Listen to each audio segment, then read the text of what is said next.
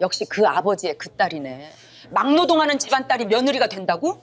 우리 아들은 교사야. 이 결혼 절대 안 돼. 저는 30대 중반의 평범한 여성입니다. 일러스트레이터로 나름 성공적인 커리어를 쌓아가던 중 친구의 소개로 한 남성을 만나게 되었습니다. 그는 중학교에서 국어를 가르치는 교사였고 차분하고 예의 바른 성격이 마음에 들었어요. 처음 만난 날 그는 카페에서 책을 읽고 있는 제게 다가왔습니다. 안녕하세요. 오늘 소개받기로 한 준호라고 합니다. 아, 네, 반갑습니다. 우리의 만남은 그렇게 시작되었어요. 몇 번의 만남 끝에 우리는 자연스럽게 연인 관계로 발전했고 1년이 지날 무렵 결혼 이야기가 오가기 시작했습니다. 저는 설레는 마음으로 그의 부모님을 만나러 가게 되었어요. 어머님, 아버님 안녕하세요. 우리 집안에 며느리 될 사람이 왔구나. 어서 와요. 시어머니가 될 분은 처음에는 밝게 웃으며 저를 맞이했습니다. 하지만 그 미소가 얼마나 오래 갈지 저는 그때 알지 못했어요. 식사를 하며 이런저런 이야기를 나누던 중 시어머니가 물었습니다. 그런데 아가씨 부모님은 뭐 하시는 분들이에요? 어머니는 집에서 가사 일을 하시고 아버지는 건설 현장에서 목수 일을 하십니다. 그 순간 시어머니의 표정이 굳어지는 것을 바로 볼 수 있었어요. 시아버지는 아무 말 없이 식사를 계속했지만 시어머니의 눈빛은 이미 달라져 있었습니다. 그리고 며칠 후에 남자친구 준호에게서 전화가 왔습니다. 자기야, 미안한데 우리 어머니가 결혼 준비하면서 몇 가지 조건을 말씀하셨어. 무슨 조건인데? 혼수로 아파트 하나 준비해달라고 하시고 예단은 최소 3천만 원 이상, 그리고 거기까지만 들었는데도 저는 말문이 막혔습니다. 이건 혼수가 아니라 장사였어요. 이건 너무 과한 것 같은데. 우리 집 형편으로는 불가능한 조건이야. 나도 알아. 그런데 어머니가 워낙 고집이 세서. 결국 저는 직접 시어머니를 만나기로 했습니다. 카페에서 만난 시어머니는 처음 만났을 때와는 완전히 다른 사람이었습니다. 아니, 막노동하는 집안 딸이 우리 아들한테 시집 온다는 게 말이 돼? 우리 아들은 교사인데 체면이 있지. 어머님, 뭔가 오해가 있으신데. 저희 아버지는 막노동꾼이 아니라 30년 경력의 전문 목수십니다. 그리고 저희 아버지 직업이 결혼에 무슨 문제가 되는 건지 이해할 수 없네요. 에휴, 역시 그 아버지의 그 딸이네. 말투부터 싸가지가 없어. 시어머니는 손사래를 치며 자리에서 일어났습니다. 아무튼 우리 아들이랑 결혼하려면 내 조건 들어. 안 그러면 결혼 없어. 그리고 저는 그날 밤 집에 돌아와서 남자친구에게 연락했습니다. 아무래도 우리 결혼 못할 것 같아. 뭐? 왜 그래 갑자기? 나는 우리 부모님을 무시하는 사람들과 가족이 될 수 없어. 우리 쪽에서 파혼할게. 잠깐, 내가 어머니한테 다시 말씀드려 볼게. 기다려줘. 아니, 이미 마음 정했어. 앞으로 행복해. 저는 바로 전화를 끊었습니다. 그러나 이것이 끝이 아니었어요. 다음 날 남자친구의 어머니가 막무가내로 우리 집에 찾아오셨고 깜짝 놀란 엄마가 급히 저에게 전화하셨습니다. 딸, 준호 어머니라는 분이 집에 오셨는데 너무 화가 나셔서 대화가 안 되는 지경이야. 저는 급히 집으로 달려갔지만 이미 집안은 난장판이었습니다. 남자친구의 어머니는 소파를 뒤집고 화병을 깨뜨리며 고함을 지르고 있더라고요. 이게 뭐 하는 짓이야? 우리 아들 인생 망쳐놓고 어떻게 파혼을 해? 책임져? 어머님 진정하세요. 제가 파혼한 건 맞지만 이렇게까지 하실 필요는 없잖아요. 닥쳐. 너 같은 애가 우리 아들한테 감히? 어머님은 제 뺨을 때렸고 저는 그 즉시 휴대폰을 꺼내 들었습니다. 지금 바로 그만 안 하시면 경찰에 신고하겠습니다. 이건 명백한 폭행이에요. 그제야 남자친구의 어머니는 정신을 차린 듯 보였습니다. 뭐라고? 지금 집을 원상복구하시고 손해배상하셔야 해요. 안 그러면 법적 조치 취하겠습니다. 결국 그쪽 어머니는 며칠 후에 청소업체를 보내서 저희 집을 완전히 정리했고 파손된 물건에 대한 손해배상금까지 입금했어요. 당연한 말이지만 그 일을 계기로 남자친구와도 완전히 연락을 끊었습니다. 저는 깊은 상처를 안고 혼자 남겨졌어요. 사랑했던 사람과의 이별도 아팠지만 제 부모님을 그렇게 무시당한 것이 더 가슴 아팠습니다. 저는 한동안 아무것도 하고 싶지 않았어요. 파혼 후 몇 달 동안 저는 집과 작업실만 오가는 무기력한 날들을 보냈습니다. 일러스트 작업도 손에 잡히지 않았고 친구들의 연락도 피하게 되더라고요. 거울을 볼 때마다 초라해 보이는 제 모습이 한심하게 느껴졌습니다. 어느 날 대학 동기 친구인 수진이가 저희 집까지 찾아왔습니다. 야, 너 이러다 정말 큰일 나겠다. 언제까지 이렇게 살 거야? 나 좀 내버려둬. 요즘 아무것도 하고 싶지 않아. 그래서 내가 왔지. 나 요즘 유기견 보호소에서 봉사활동 하는데 너도 같이 가자. 귀여운 강아지들 보면 기분 좀 나아질 거야. 저는 거절하려 했지만 친구의 강권에 못 이겨 결국 따라 나섰습니다. 그렇게 처음 방문한 유기견 보호소는 의외로 제 인생의 전환점이 되어 주었어요. 보호소에 들어서자마자 여러 마리의 강아지들이 꼬리를 흔들며 다가왔습니다. 그 순수한 눈빛을 보는 순간 얼어붙었던 제 마음이 조금씩 녹아내리는 것을 느꼈어요. 얘는 믹스견인데 이름이 초코예요. 3개월 전에 길에서 구조됐어요. 보호소 직원분이 설명해 주셨습니다. 저는 조심스럽게 초코를 쓰다듬었고 초코는 제 손을 핥으며 반겨주었죠. 그날 이후 저는 매주 주말마다 보호소를 찾았습니다. 강아지들의 밥을 주고 산책을 시키고 견사를 청소하는 일은 쉽지 않았지만 그 시간이 제게는 크게 위로가 되었습니다. 어느 토요일 오후 평소처럼 보호소에서 봉사활동을 하고 있는데 낯선 남자분이 들어오셨어요. 키가 크고 단정한 인상의 그분은 보호소 직원분과 친한 듯 편하게 대화를 나누었습니다.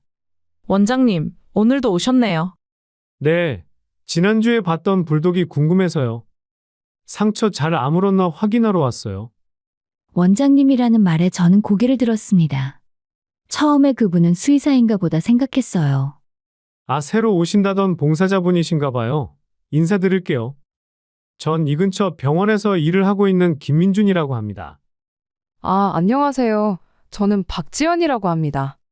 지연 씨, 강아지랑 놀아주는 거 보니까 익숙하신 것 같은데 집에서 키우세요? 아니요, 봉사활동 시작한 지 얼마 안 됐어요. 근데 강아지들이 너무 예뻐서 자꾸 오게 되네요. 그렇군요. 저도 여기 자주 와서 봉사활동을 하거든요.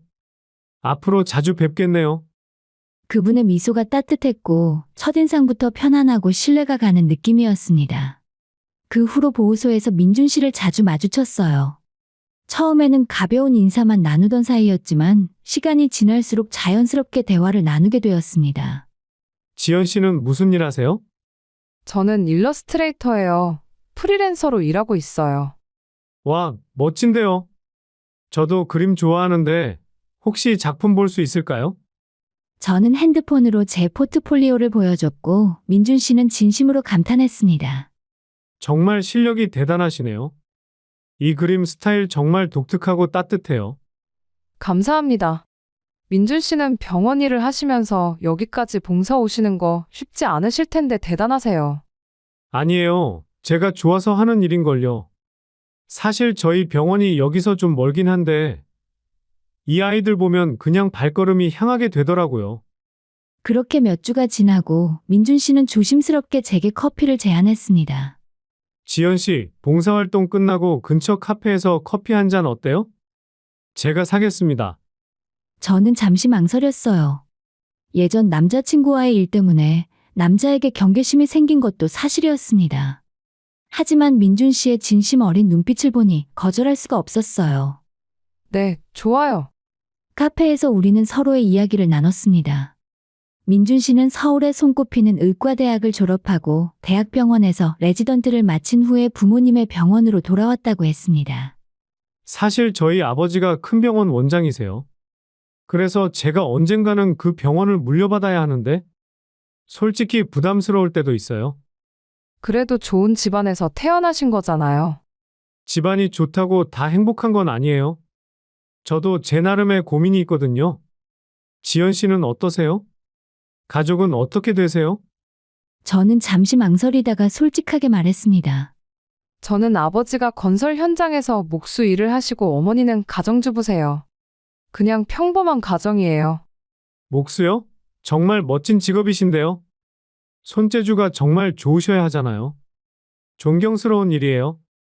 그 말에 저는 깜짝 놀랐습니다.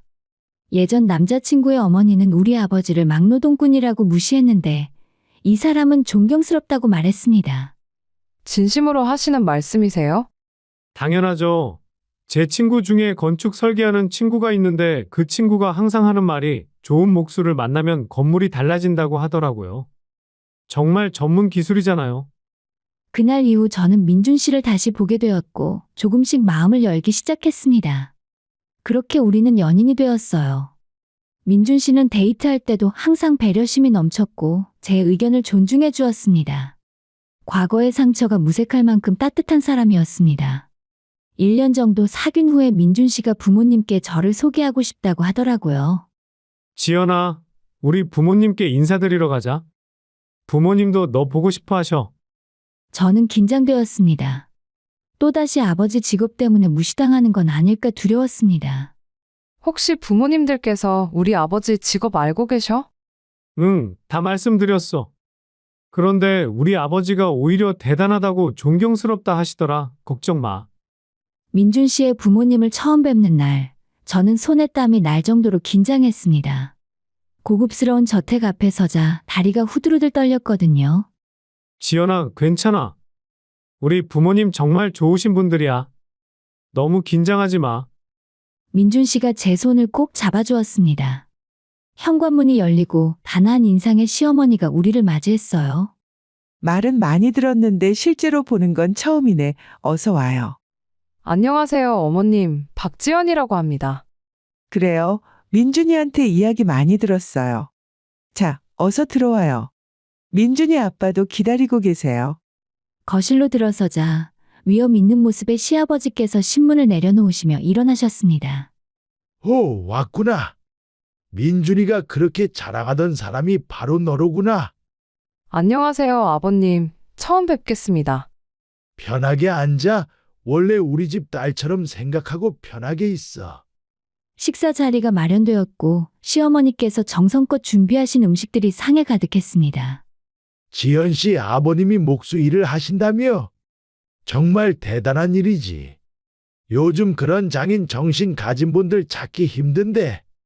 시아버지의 말씀에 저는 깜짝 놀랐습니다.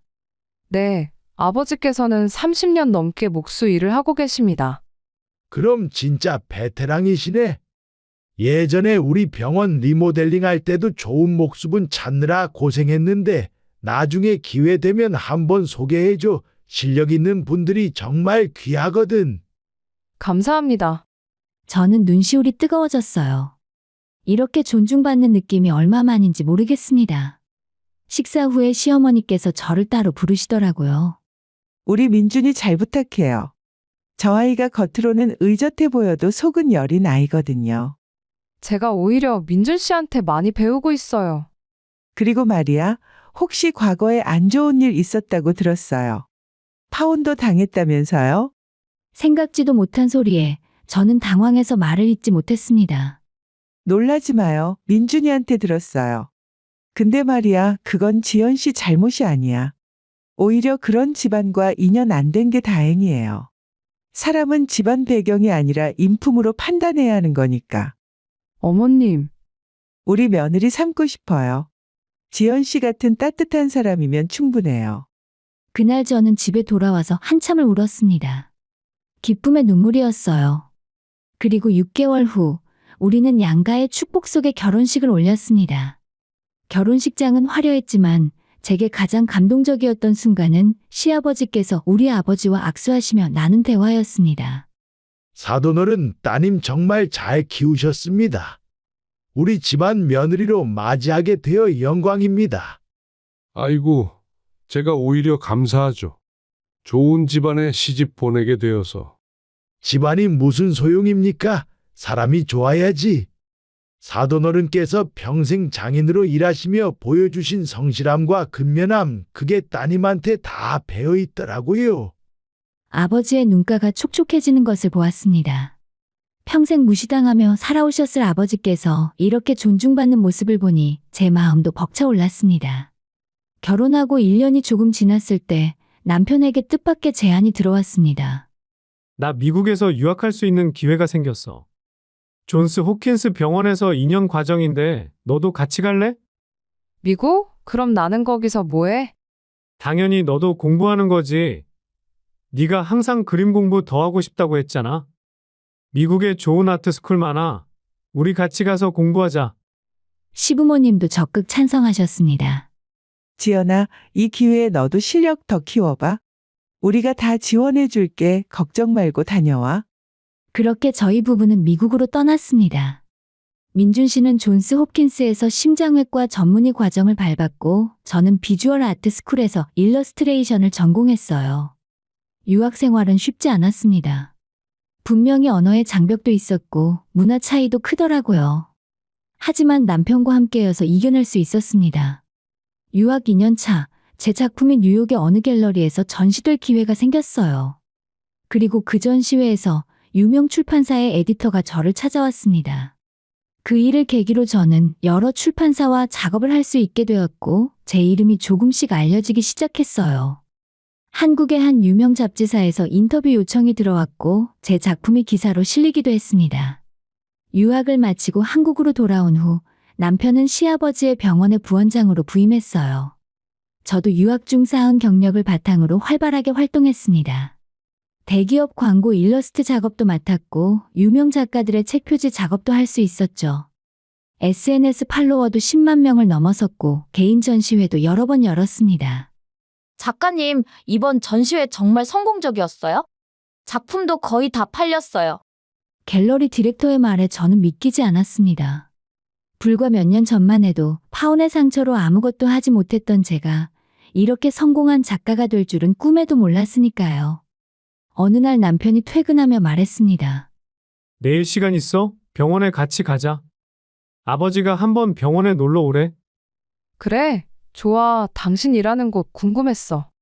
다음 날 우리는 함께 남편의 병원으로 향했습니다. 수많은 입원 병동과 최신 의료 장비들이 갖춰진 대형 병원이었어요. 정말 크다. 당신이 여기서 일한다니 자랑스러워.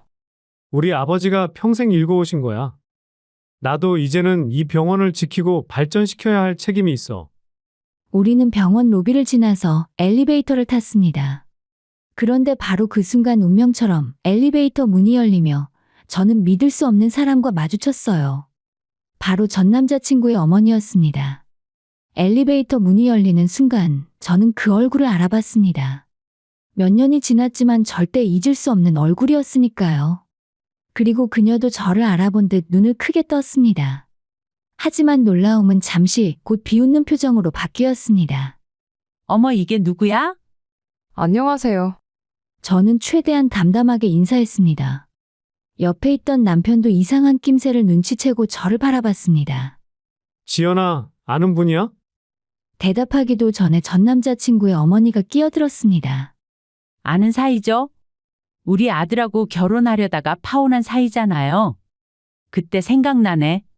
막노동꾼 딸이라고 했던가? 그 말에 남편의 표정이 굳어졌습니다. 뭐라고요? 지금 무슨 말씀을? 에이, 괜찮아요. 어차피 다 옛날 일이에요. 근데 지연 씨 여기는 왜 왔어요? 설마 아프기까지 한 거 아니죠? 전 예비 시어머니는 제 옆에 서 있는 남편을 위아래로 훑어봤습니다. 아, 남자친구랑 같이 왔나 보네. 우리 아들이랑 헤어지고 누굴 만나려나 했더니. 저기 말씀 좀 조심하시죠. 남편이 낮은 목소리로 경고했지만 그 사람은 아랑곳하지 않았습니다. 웃음네. 지연 씨 아직도 정신 못 차렸어? 우리 아들 놓친 거 후회되죠? 전혀요. 오히려 그때 파혼한 게 다행이라고 생각해요. 제 대답에 전 남자친구의 어머니의 얼굴이 붉어졌습니다. 뭐? 다행이라고? 우리 아들이 얼마나 대단한 사람인데.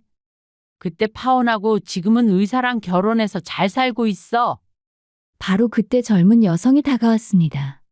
흰 가운을 입은 그녀는 전 남자친구의 어머니에게 다가와서 다정하게 팔짱을 꼈어요. 어머님 여기 계셨네요. 찾았잖아요. 아, 우리 며느리. 미안해. 엘리베이터 탔다가 옛날 아는 사람을 만나서. 그 사람은 자기 며느리를 자랑스럽게 쳐다보며 말했습니다. 지연 씨, 이 사람이 우리 며느리예요. 바로 이 병원에서 의사로 일하고 있죠? 며느리라는 여성이 저를 위아래로 훑어봤습니다.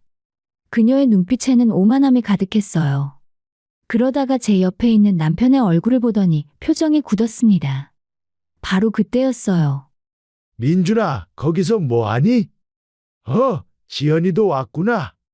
아버지, 민준 씨가 시아버지를 향해 손을 흔들었고 그 순간 전 남자친구 어머니와 며느리의 얼굴이 하얗게 질렸습니다. 원장님? 시아버지께서 우리에게 다가오셨습니다. 오늘 둘이 병원 구경 온다더니 벌써 왔구나. 그런데 여기서 무슨 일이야? 왜 다들 그렇게 서 있어? 전 남자친구의 어머니가 황급히 고개를 숙였어요. 아버지, 이분들이 지연이한테 무례하게 굴었어요. 장인어른을 막노동꾼이라고 모욕하더라고요. 민준 씨의 말에 시아버지의 표정이 싸늘하게 굳었습니다. 뭐라고? 원장님, 죄송합니다. 저희가 잘 몰라서. 이분이 부원장님 부인이신 줄 몰랐어요. 며느리가 바들바들 떨며 저희 시아버지에게 사과했습니다. 아니, 이게 대체 말이 되는 소리야? 시아버지의 목소리가 높아졌고 마침 원무과장이 지나가다 상황을 보고 다가왔습니다. 원장님, 무슨 일이십니까? 지금 당장 이 사람들이 누군지 확인해봐. 원무과장이 며느리의 명찰을 확인했습니다. 아, 이분은 정혜진 선생님이고요. 내과에서 근무하시는 분입니다. 그리고 이분은 저는 정혜진의 시어머니예요. 오늘 며느리 보러 이 병원에 왔다가 전 남자친구의 어머니가 떨리는 목소리로 대답했습니다. 정혜진 선생, 석 달 전에 들어왔지? 시아버지가 눈을 가늘게 뜨며 물었습니다. 네, 그렇습니다. 과장, 이 선생 근무 태도 어때? 그게 솔직히 말씀드리면 좀 문제가 있습니다. 환자들한테 불친절하다는 컴플레인이 여러 번 들어왔고 실력도 뭐? 턱없이 부족합니다. 다른 선생님들이 뒤처리하느라 고생하고 있습니다. 원무과장의 말에 며느리 혜진의 얼굴이 새하얗게 변했습니다.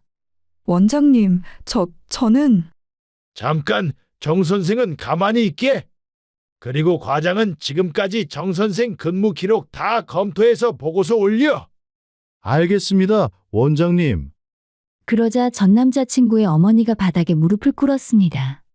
원장님, 제발 용서해 주세요.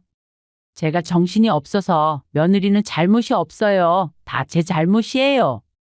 당신 잘못, 당연히 당신 잘못이지. 우리 며느리한테 막노동꾼 딸이라고 했다며.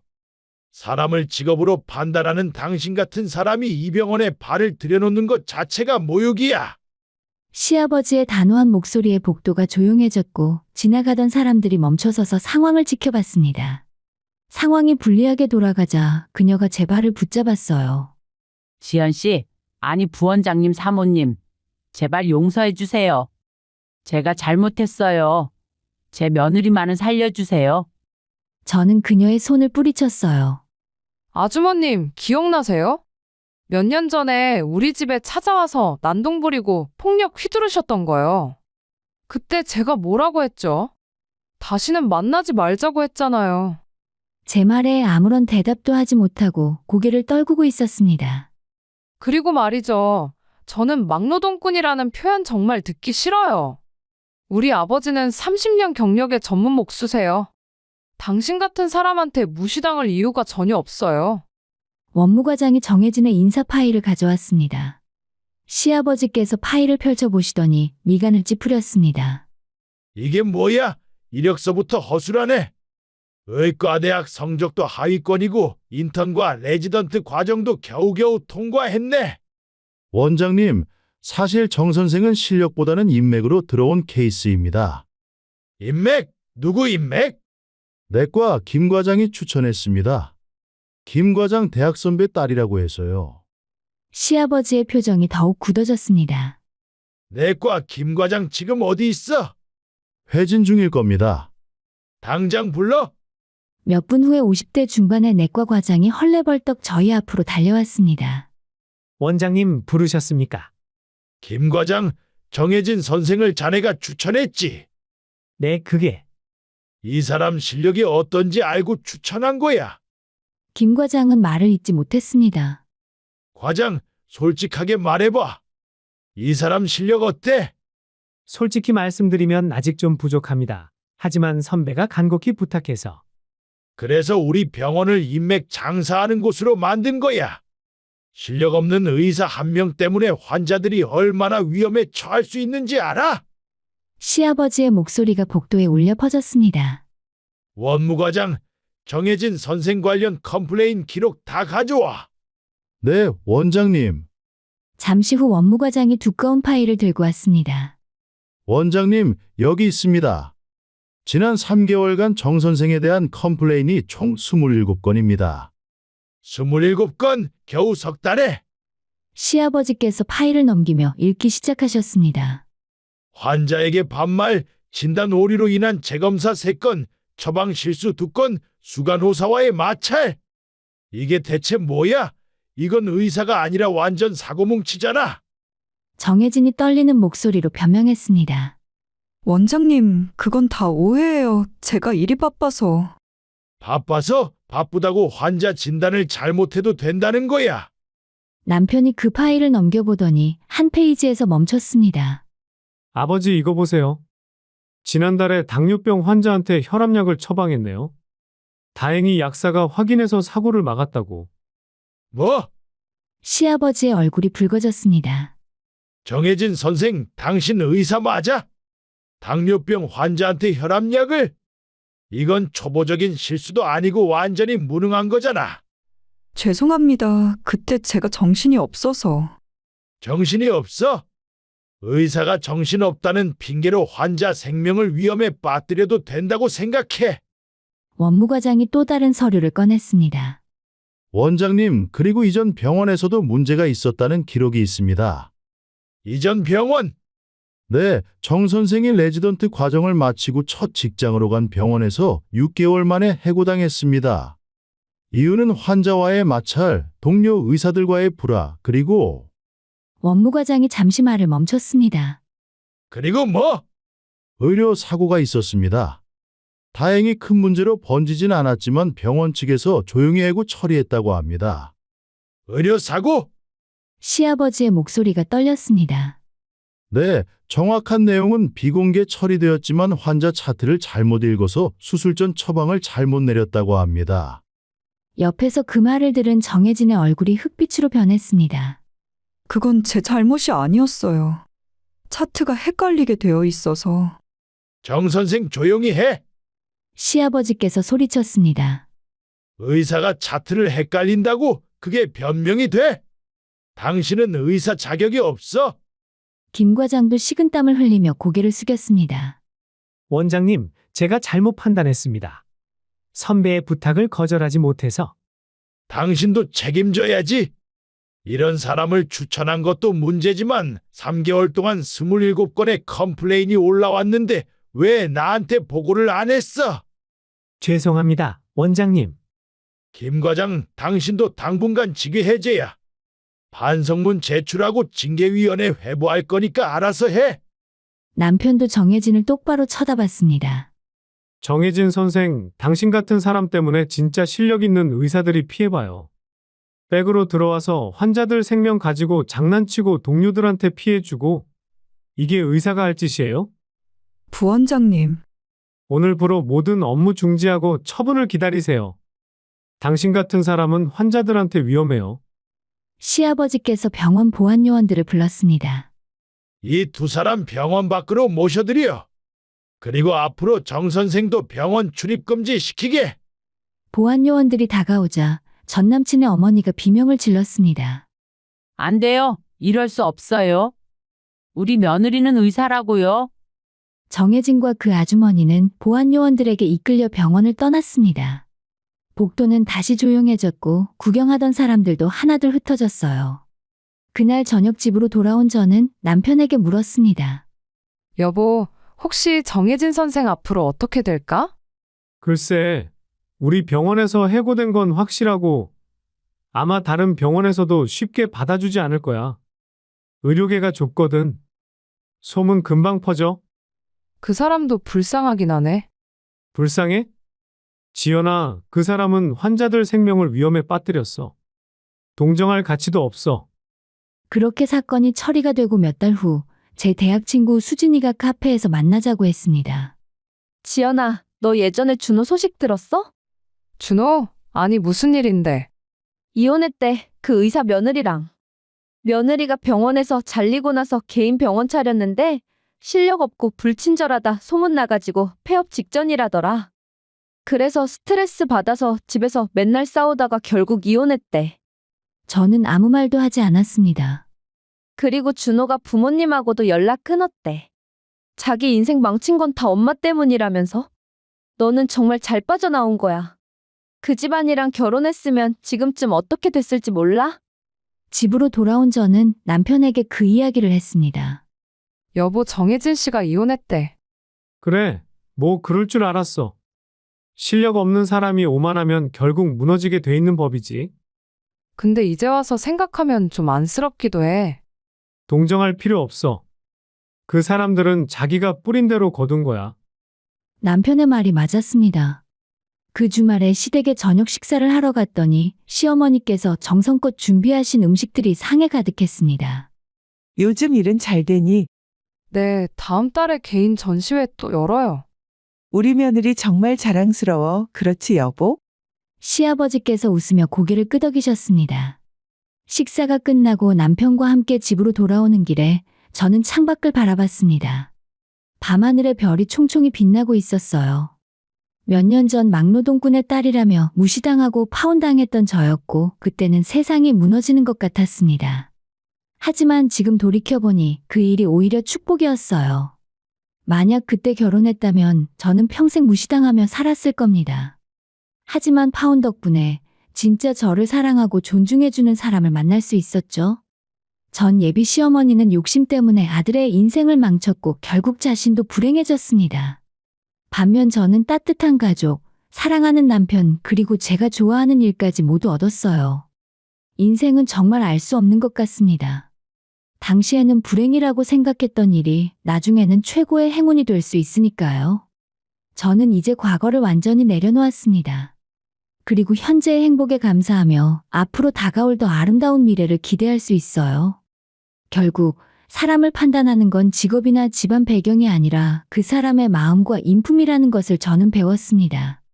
그리고 그런 가치를 아는 사람들과 함께하는 지금, 저는 진정으로 행복합니다.